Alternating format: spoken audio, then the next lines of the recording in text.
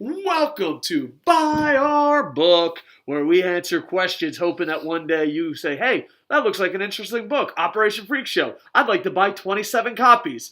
It's about a bunch of luchadors who go around killing pedophiles.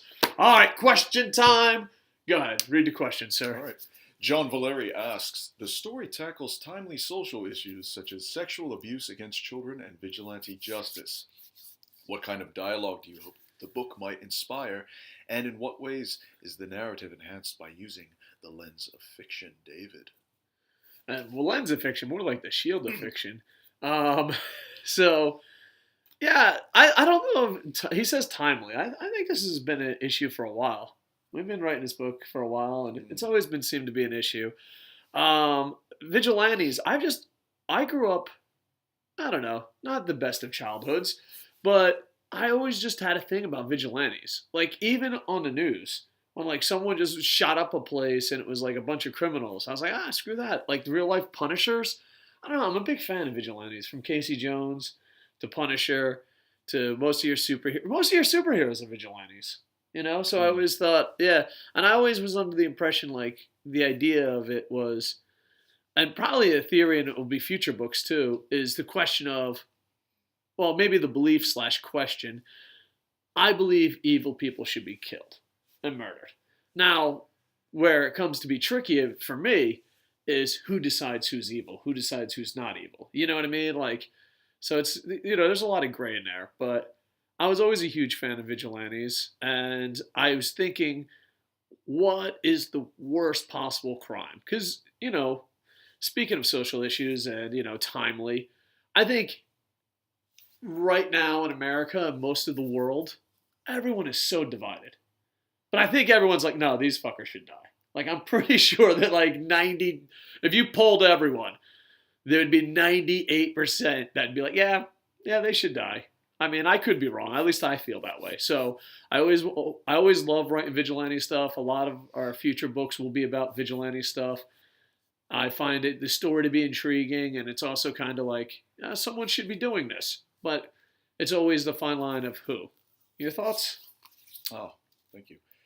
Uh, so David and I kind of have, I guess, different thoughts as far as that goes. I tried to add a little more ambiguity to certain parts of the story where not everything is so black and white. There are some characters that, what they did may have been questionable, but it was ambiguous to say the least.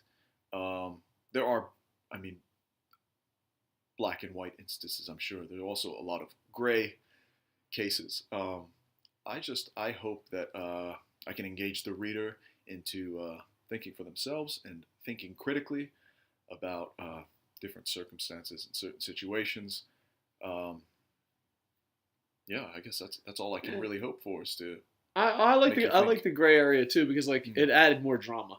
Yeah. Like I think as the book goes along, you're just like, maybe not everyone on that list deserves it. Yeah. And it's also another thing is that what we're talking about is, and America, I can imagine most states they have the basically what are they called? Sexual offenders, sexual defenders. There's a list of people. Yeah.